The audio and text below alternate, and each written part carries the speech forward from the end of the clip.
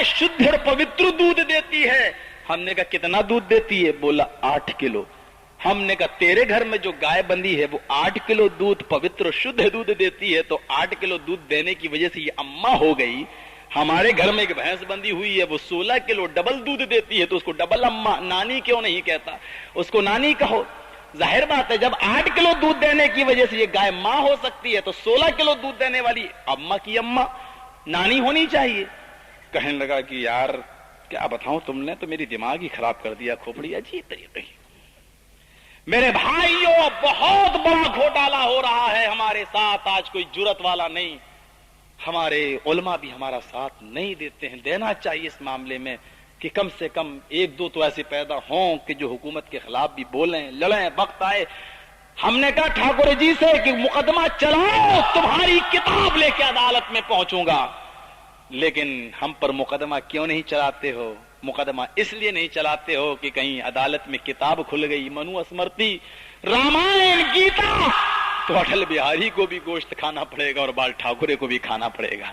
इसलिए डरते हैं, मुकदमा नहीं चलाते हैं। मेरे भाइयों, सही बात तो यह है कि इंसानों के दांत इस बात की गवाही देते हैं कि ये खुद शाकाहारी है और मांसाहारी है, ये दोनों। और रामचंद्र के बारे में तो साफ आता है रामचरितमानस के अंदर कि रामचंद्र जी रोजाना एक हिरन का शिकार किया करते थे।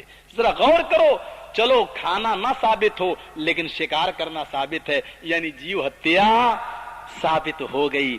और ये बताइए कि शंकर भगवान की पत्नी पार्वती जी ने जब अपने बदन के मैल और कुचैल से गणेश को पैदा किया था और कहा था बेटे मैं नहा रही हूं, तू दरवाजे पे खड़ा हो जा, किसी को अंदर मत आने देना, मैं स्नान कर रही हूं। जब शंकर भगवान दरवाजे के अंदर दाखिल हुए, प्रवेश किया, तो गणेश ने रोका अपने पिता को, शंकर को, हाय अजनबी आदमी, तुम अंदर दाखिल नहीं हो सकते, प्रवेश नहीं कर सकते, मेरी मां नहा रही है।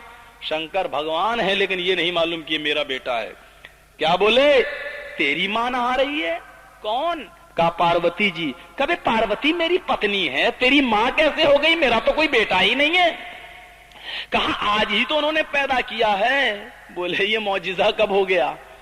आज ही पैदा किया अपने बदन के मैलो कुचैल से। कहा दाखिल होने दे। कहा नहीं दाखिल होने दूंगा, मेरी मां का ऑर्डर है। तलवार निकाली किसने? शंकर भगवान ने। हिंदू भाइयों, टच करना मुझे, अगर एक राई के दाने के बराबर, चींटी के सर के बराबर भी अगर मैं झूठ बोल रहा हूं, टच करने की इजाजत है, टोकने की इजाजत है। महाभारत के प्रतिशतप्रो के 8वें खंड के अंदर लिखा हुआ है, महाभारत का हवाला देता हूं। शंकर भगवान ने तलवार निकाली, गणेश की गर्दन मार दी, गर्दन अलग गई जिसे मलक पड़ा है। पार्वती जी बोली मेरे पुत्र को जिंदा करो, मैंने बड़ी मेहनत से बनाया था। पत्नी की जिद मानना पड़ी। शंकर भगवान गणेश जी का सर ढूंढ रहे हैं, कहीं नहीं मिला। कहीं नहीं मिला तो रास्ते में हाथी आ रहा था, उस हाथी का सर काटा और गणेश जी के लगा दिया। गणेश जी जिंदा हो गए। जरा गौर करना, गणेश की खोपड़ी तो मिली नहीं, हाथी का सर लगा दिया। और जब मैं संस्कृत से बीए कर रहा था अलीगढ़ मुस्लिम यूनिवर्सिटी के अंदर, मुझे मालूम है मेरे भाइयों कि बायोलॉजी के अंदर मुझे पढ़ाया गया, साइंस पढ़ाई गई, तो उसमें ये लिखा हुआ है कि जाहिर बात है ये जो माइक आप देख रहे हैं इसके अंदर आप कोई बोल्ट कसेंगे तो इतना ही बड़ा होना चाहिए ना भाई। इसके अंदर आप गिलास डालेंगे तो आ जाएगा, क्योंकि गिलास का होल बड़ा होता है और ये छोटा। लेकिन किसी छोटी चीज में बड़ी चीज आप डालेंगे तो छोटी चीज उसके अंदर आ जाएगी। अब हाथी के सर का होल इतना बड़ा और गणेश जी की गर्दन इतनी बड़ी, अब ये बताओ कि चिपक कैसे गई, उसके अंदर बिल्कुल फिट कैसे आ गया? बायोलॉजी मानने से इनकार कर रही है, साइंस मानने से इनकार कर रही है। अब ये कहो कि ये शंकर भगवान की करामत थी, तो फिर शंकर भगवान की करामत तो ये होना चाहिए था कि शंकर भगवान गणेश जी का असली सर ढूंढ के लाते, यानी वो करामत नहीं आ पाई, ये करामत उन्होंने कर दी। यानी यहां बाप ने बेटे की गर्दन काट दी और बाप के बेटे का काटने का हुक्म कुरान में भी मिलता है। हजरत इब्राहिम ने इस्माइल अलैहिस्सलाम की गर्दन पे छुरी चलाई। जरा देखना यहां बात क्या है। बात यहां ये की गई कि जब छुरी चलाई जा रही थी तो अल्लाह ने हुक्म दिया है छुरी मेरे बंदे इस्माइल पर मत चलना, تو ہندو بھائیوں نے سوچا کہ وہاں مسلمانوں کے نبی کی چھری اسماعیل پر نہیں چلی، وہ قتل نہیں ہوئے، وہ کٹے نہیں، اور میرے گणیش بھگوان کٹ گئے۔ یہ بات جب مسلمان سنیں گے تو ان کو ہمیں بڑی تو اہانت کی نظر سے، ذلت کی نظر سے دیکھیں گے کہ دیکھو شنکر بھگوان نے تلوار ماری اور گردن کٹ گئی، اور یہاں تو تلوار چھری چلائی اور گردن ہی نہیں کٹی۔ تب انہوں نے ہاتھی کے سونڈ کے کاٹنے کا ذکر کیا ہے، وہ ہاتھی کو ذبح کیا گیا، ہاتھی کو کاٹا گیا اور اس کا سر لا کر گنیش کو زندہ کیا گیا۔ یہاں ہاتھی کے کٹنے کا ذکر ہے، وہاں جنت سے دمبا اتار کر دمبے کو چھری سے ذبح کرنے کا ذکر ہے۔ ذرا غور کرنا، یہاں گنیش بھگوان کی گردن کٹ گئی، پھر دوبارہ ہاتھی کا سونڈ لگایا تب زندہ۔ یہاں باپ نے بیٹے کی گردن پہ چھری چلائی، وہاں بھی باپ نے بیٹے کی گردن پہ چھری چلائی۔ یہاں شنکر بھگوان نے گنیش کی تلوار ماری، یہاں ابراہیم نے اسماعیل کی گردن پہ چھری چلائی۔ یہاں گنیش کو ہاتھی کا سونڈ کاٹ کر زندہ کیا گیا، یہاں چھری اسماعیل پر نہیں چلی، تو یہاں پر بھی ایک جانور کے کٹنے کا ذکر ملتا ہے، دمبے کا۔ ذرا غور کرنا کہ ہمارے ہندو بھائیوں نے کتنا اصلی میں ڈالڈا ملایا ہے۔ پھر اللہ رب العالمین نے کہا کہ جب یہ اصلی میں ڈالڈا مل گیا ہے اور ہندو دھرم کا بھی ستیہ ناش ہو رہا ہے، سارے دھرم کے اندر بگاڑ پیدا ہو رہا ہے، تب ایشور نے اس دھرم کی رکشا کرنے کے لیے، اس دھرم کی حفاظت کرنے کے لیے انتم مہارشی کو بھیجا، جناب محمد الرسول اللہ کو بھیجا، اور کیا کہا کہ دھرم کے اندر جو بگاڑ آ چکا ہے، جو ایک ایشور واد مٹ چکا ہے، جو توحید میں بگاڑ آ چکا ہے، جو بہویش پوجا ہونے لگی ہے، مشرن ہونے لگا ہے، شرک ہونے لگا ہے، اے محمد جاؤ تم ایک اللہ کی اپاسنا کا حکم دو، لوگوں کو ایک اللہ کی بھکتی کی طرف بلاؤ، لوگوں کو ایک اللہ کی عبادت کی طرف بلاؤ، ایک اللہ کی بندگی کی طرف بلاؤ، مورتی پوجا سے روکو، مورتیوں کو ناش کرو، وہ مورتی ناشک بنا کر بھیجا۔ اور مکہ میں 360 مورتیاں رکھی ہوئی تھیں، ابراہیم علیہ السلام کی، اسماعیل علیہ السلام کی، نوح علیہ السلام کی، حضرت یعقوب علیہ السلام کی، یوسف علیہ السلام کی۔ مکہ میں خانہ کعبہ میں 360 بت رکھے ہوئے تھے، وہ مورتی ناشک آیا، جناب محمد الرسول اللہ اس مکہ میں آیا، محمد الرسول اللہ نے 360 مورتیوں کو ناش کیا، مورتیوں کو توڑا، یوسف علیہ السلام کی مورتی کو بھی توڑا، اور ابراہیم کی مورتی کو بھی توڑا، اسماعیل کی مورتی کو بھی توڑا، سارے بتوں کو توڑ کر کہا اعبد اللہ، اور لوگوں ایک ایشور کی تپسیا کرو، ایک ایشور کی اپاسنا کرو، ایک اللہ کی بھکتی کرو، ایک اللہ کی عبادت کرو، ایکم برہما دتیہ ناستے نناستے کنچن، ایک ہی برہما پوجیہ ہے، ایکم برہما ایک ہی برہما ہے، دتیہ ناستے دوسرا نہیں ہے، نے ترتیہ نہ تیسرا ہے، نے چتر نہ چوتھا ہے، ایک ہی ایشور کے سامنے اپنا ماتھا ٹیکو، ایک ہی اللہ کی بھکتی کرو، مہی دیوسے سویتو پرشٹوتی، وہی ایشور سمپورن پرشنساؤں کے یوگیہ ہے، ساری تعریفیں اسی اللہ کے لیے ہیں، اسی کو قرآن نے کہا الحمدللہ رب العالمین، ساری تعریفیں اس اللہ رب العالمین کے لیے ہیں، اسی کو وید نے کہا بسر دیامانا، اس اللہ کے لیے، اس ایشور کے لیے بسر دیامانا، جو دیا کرنے والا، جو کرپا کرنے والا، جو رحم کرنے والا ہے، اسی کو قرآن نے کہا الرحمن الرحیم، جو بڑا ہی رحم کرنے والا، کرپالو دیاوان ہے۔ پھر اسی کو وید نے کہا نئے سپتھرائے آسمان، ایشور ہم کو سچے مارگ پہ چلا، ہم کو سیدھے راستے پہ چلا، اسی کو قرآن نے کہا اہدنا الصراط المستقیم، اے اللہ ہم کو سیدھے راستے پہ چلنے کی پریرنا دے، ہم کو سیدھے راستے پر چلا۔ قرآن نے آنے کے بعد بتایا کہ وید بھی، تمہارے وید بھی وہی شکشا دے رہے تھے، کیونکہ ہندو دھرم کے اندر بھی کوئی نہ کوئی نبی آیا ہے، یہ نہیں کہہ سکتے ہو آپ، اور ہو سکتا ہے کہ وید بھی آسمانی کتابیں ہوں۔ ہمارے بھائی ذرا 4 کتابیں آسمانی ہیں، میں مانتا ہوں، تورات، زبور، انجیل اور قرآن، لیکن قرآن نے یہ نہیں کہا کہ اور آسمانی کتابیں نہیں ہیں. 1,24,000 لگ بھگ نبی آئے ہیں کم و بیش, تو کیا ان کو ساری کتابیں دی گئی ہوں گی؟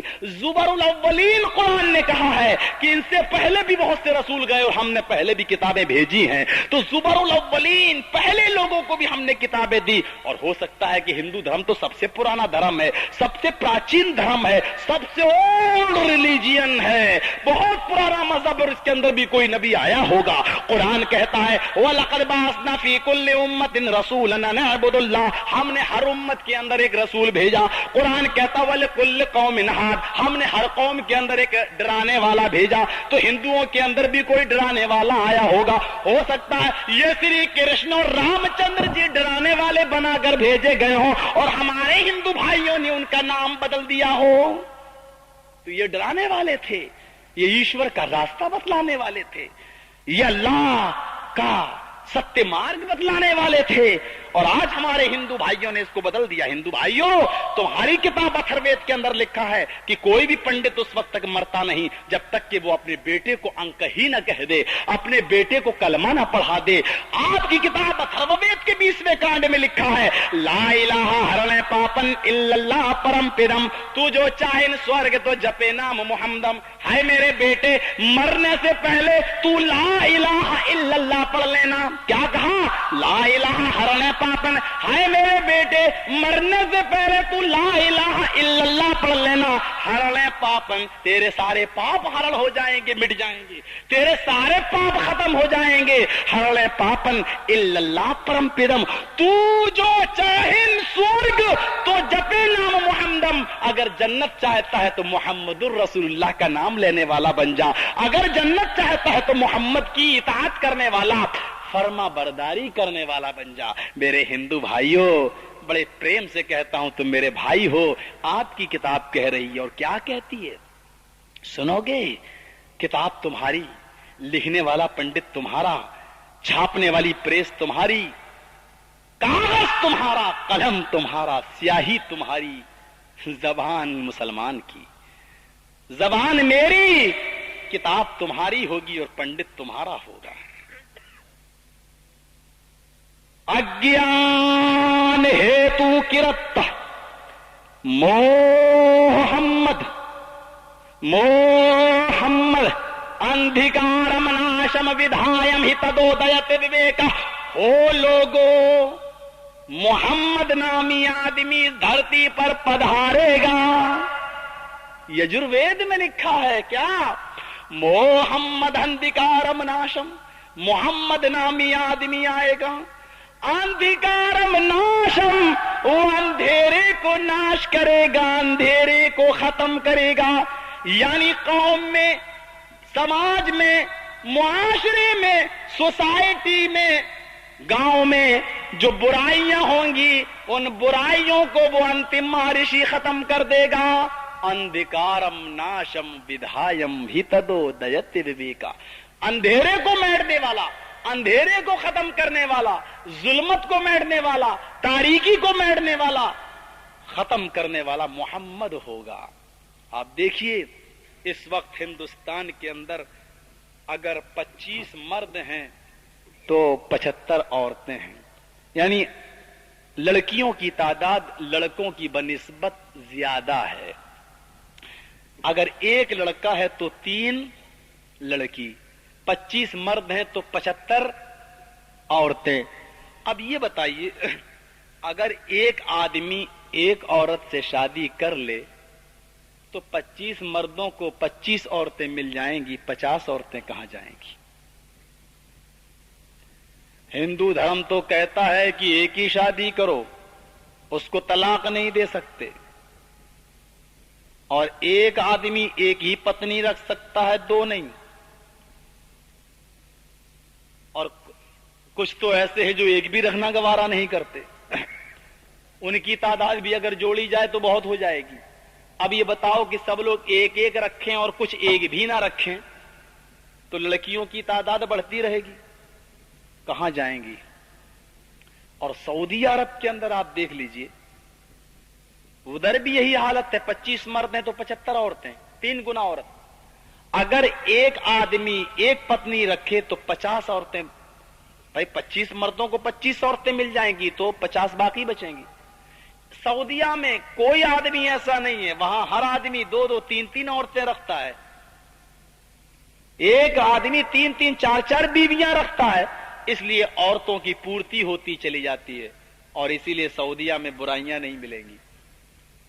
چونکہ ہمارا ہندوستان ہے، یہاں ایک آدمی ایک ہی عورت رکھتا ہے، اس لیے بچی ہوئی عورتیں 50 ہیں، وہ کیا کہاں جائیں گی؟ کچھ بیئر بار میں ناچیں گی، کچھ چکلوں پہ جا کے جسم بیچیں گی، کچھ کوٹھوں پہ جائیں گی، کچھ روڈ ویز اور اسٹیشنوں پر گراہک ڈھونڈیں گی، اور اٹل بہاری جی کا لائسنس ان کے ساتھ ہے. کیوں؟ وہ یہ کہہ نہیں سکتے کہ تم شادی کرو، کیونکہ لڑکیاں فوراً جواب دیں گی تم بھی تو کارے ہو، تم کیوں نہیں کر لیتے میرے ساتھ شادی؟ ذرا سوچو میرے بھائیوں، اٹل بہاری جی کا لائسنس ان کو مل رہا ہے باقاعدہ جسم بیچنے والوں، جسم بیچنے کا. اور ہماری یہ خاکی وردی والے، یہ خاکی وردی والے، انہوں نے قانون کی وردی پہنی ہے، انہوں نے دیش بھکتی کا چولا پہنا ہے. یہ وردی اس بات کی علامت ہے کہ میری جان جا سکتی ہے دیش کے خاطر، لیکن وردی پر ہم کوئی آنچ نہیں آنے دیں گے. یہ قسم دی جاتی ہے، سوگند دلائی جاتی ہے. یہ بےہودے، یہ بے ایمان، یہ بے غیرت ان عورتوں کو مجبور کرتے ہیں جسم بیچنے پر، اور ان سے ہفتہ وصول کرتے ہیں. جس دیش کی پولیس کا یہ حال ہو کہ ان چکلے والی، ان طوائفوں سے ان کے جسم کے بیچنے پر رشوت لیتا ہو، اس قوم سے، اس بھارت سے، اس دیش کے پردھان منتری سے اپنی حفاظت کی ذمہ داری نہیں لی جا سکتی، حفاظت کا وعدہ نہیں لیا جا سکتا، اس پر بھروسہ نہیں کیا جا سکتا ہے. بڑے بھائیو، جس قوم کی پولیس کا یہ حال ہو، اسی لیے میں نے کہا تھا ٹرین کے اندر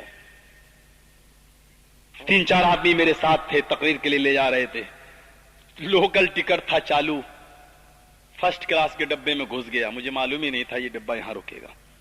2 پولیس والے آئے، لوکل ٹرین تھی، ہم نے کہا گئے 400 500 روپے.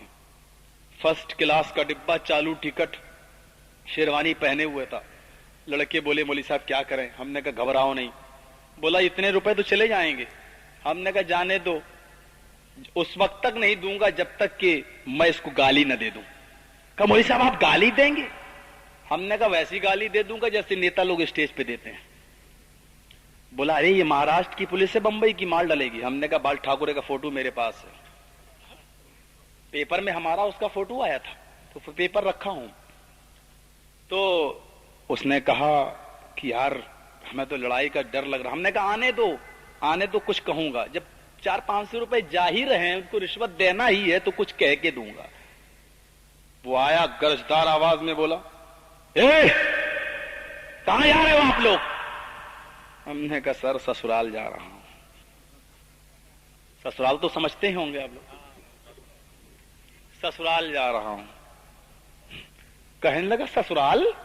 تم لوگ یو پی کے نظر آتے ہو، سسرال جا رہے ہو یہ بمبئی میں؟ ہم نے کہا کیوں، راجیو گاندھی کی سسرال امریکہ میں ہو سکتی ہے تو ہماری سسرال بمبئی میں نہیں ہو سکتی؟ کیا بات کر رہے ہیں؟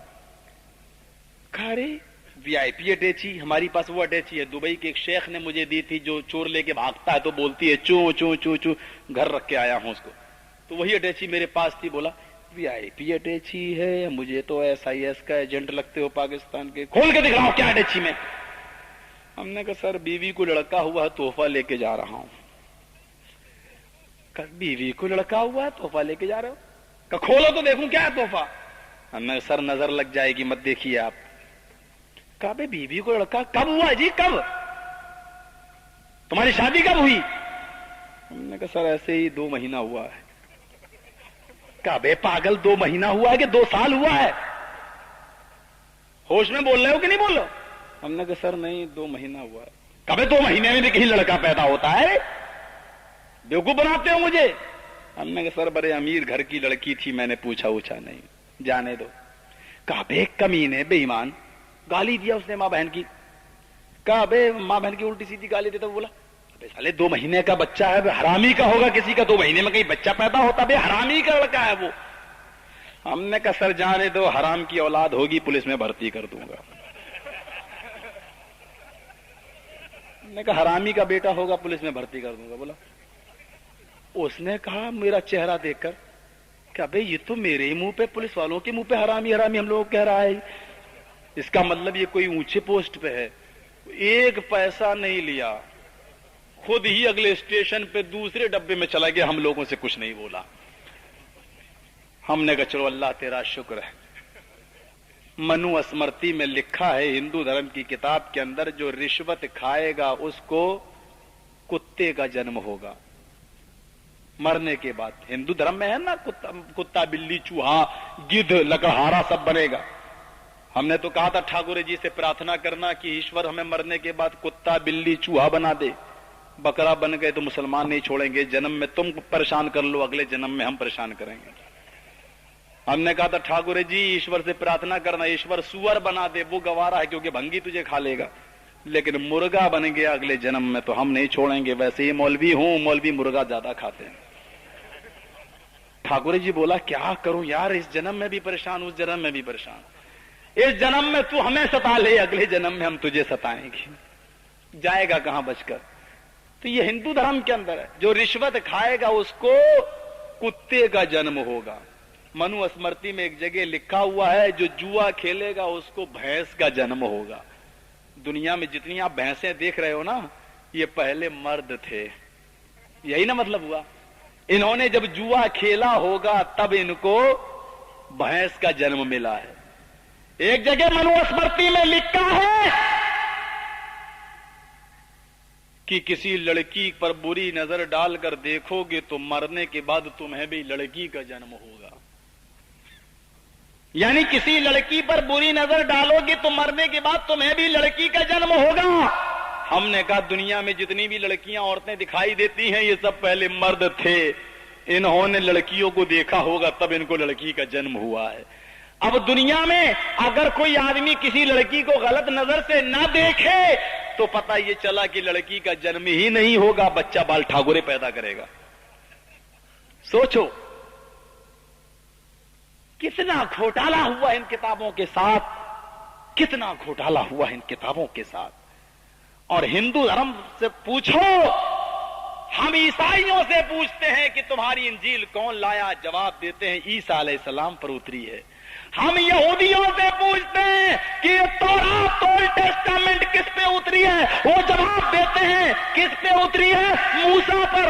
हम इनसे पूछते हैं दाऊदियों से जबूर किस पर उतरी, कहते हैं दाऊद अलैहिस्सलाम पर।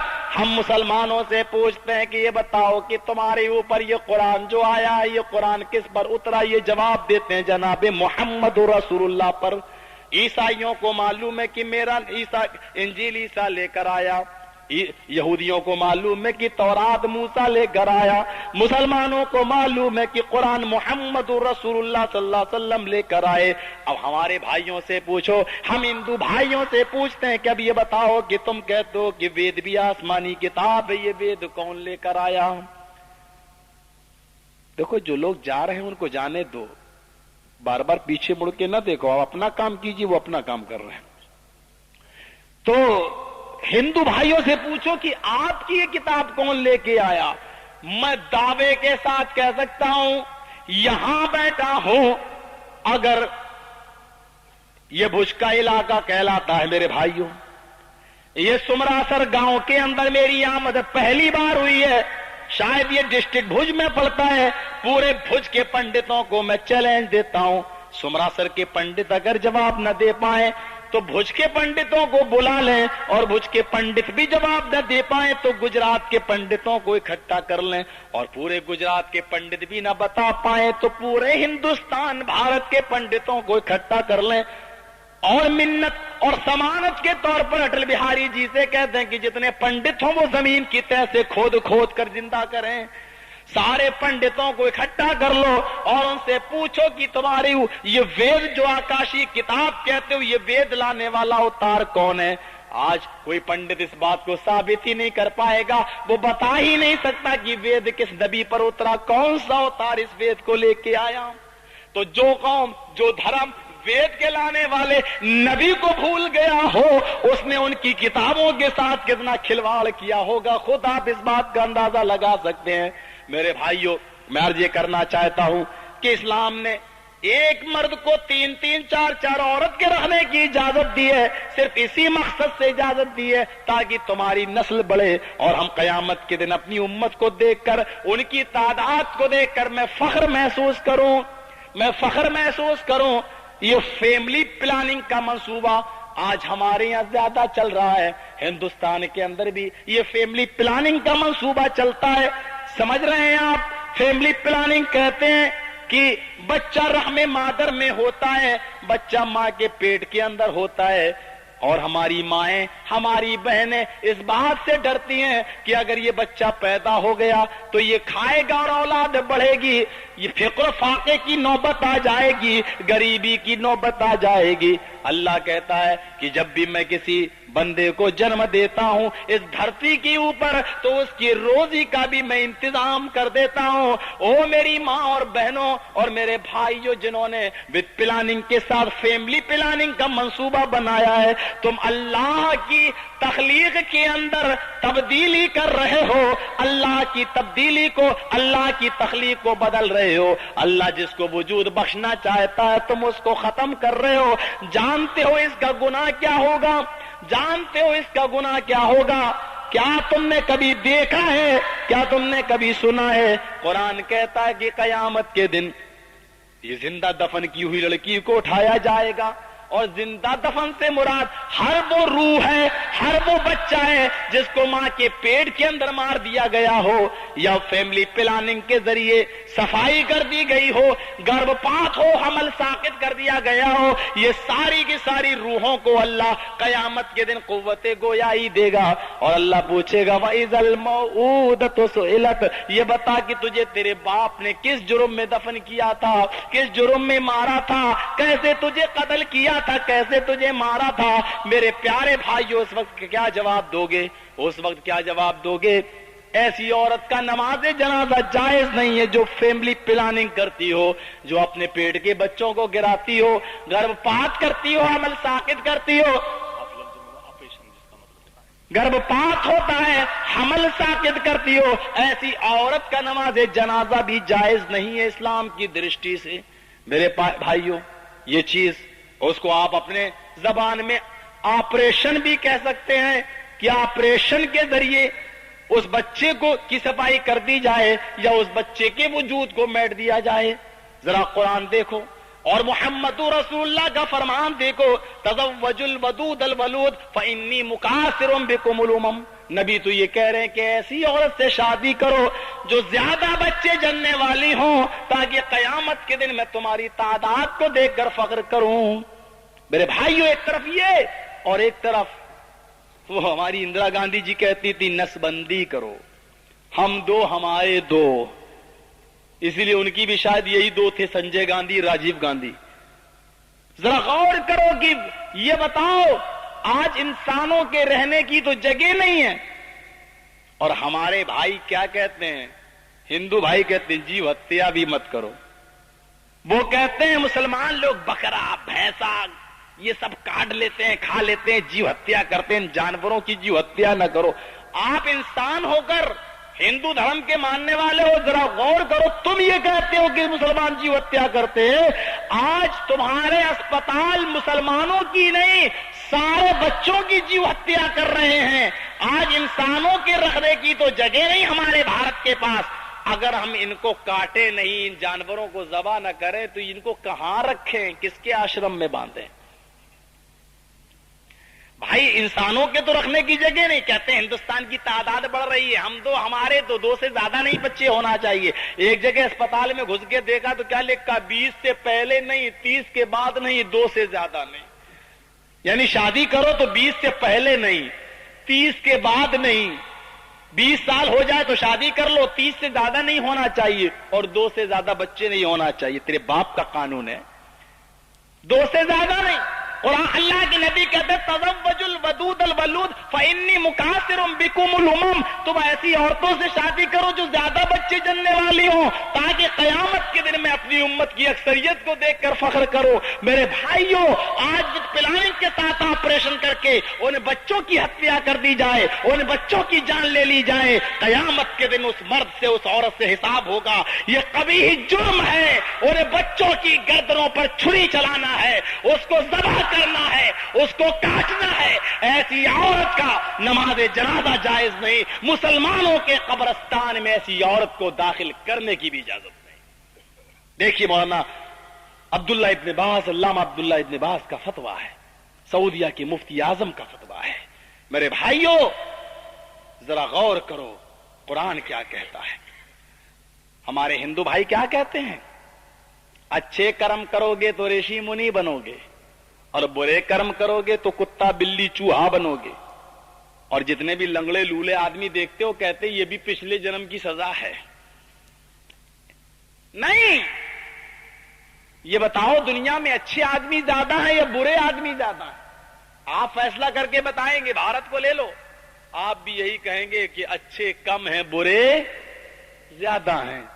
چلو پرسنٹیج جوڑ لیتے ہیں، اگر 100 لوگ ہیں تو 100 لوگوں کے اندر 90 برے ہوں گے اور 10 اچھے۔ 100 کے اندر 100 میں 90 برے اور 10 اچھے۔ اب یہ بتاؤ کہ بھارت کی آبادی 1 ارب ہے، 1 ارب کے اندر اگر آپ جوڑیں تو 90 کروڑ برے ہوئے اور 10 کروڑ اچھے۔ اب اگر بھارت کے اندر 1 ارب آدمی مر جائے